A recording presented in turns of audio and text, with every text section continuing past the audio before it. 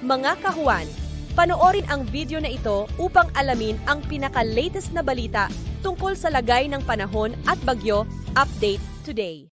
Nariyan na tumiiral pa rin ang shear line at ito ay nakakaapekto sa silangang bahagi ng Visayas at ng Mindanao. Patuloy pa rin yan nagdudulot ng mga pag-ulan sa malaking bahagi po ng Kabisayaan at maging ng Mindanao. Samantala, yung northeast monsoon o amihan, prevailing pa rin naman ito at nararamdaman pa rin sa malaking bahagi ng Luzon at natitirang bahagi pa ng Visayas. Nagdudulot pa rin yan ng mahihinang pag-ulan sa silangang bahagi ng northern at central Luzon at maging malamig pa rin or cooler temperatures, especially over northern and central Luzon.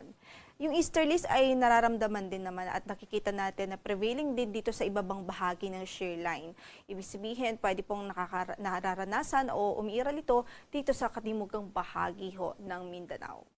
Sa ngayon, wala po tayong low pressure area o bagyo na minomonitor sa loob ng ating area of responsibility.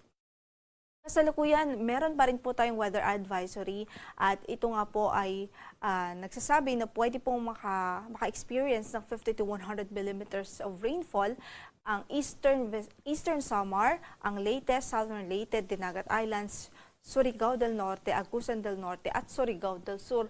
Yan ay at patuloy na epekto pa rin ng shear line. So sa mga kababayan natin dyan, ang possible na effect pa rin po nito is yung mga pagbaha po or mga localized flooding, kahit pinag-iingat pa rin po natin sila. Lalong-lalo na po sa ilang araw na po sa mga lugar na kung saan ay ilang araw na po silang nakakaranas ng mga pag-ulan.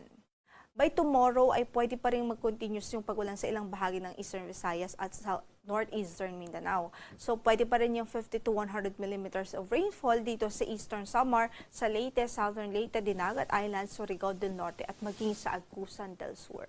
So ingat po, extra precaution ang ating advice sa ating mga kababayan doon, maging alerto sa mga banta po ng pagbaha.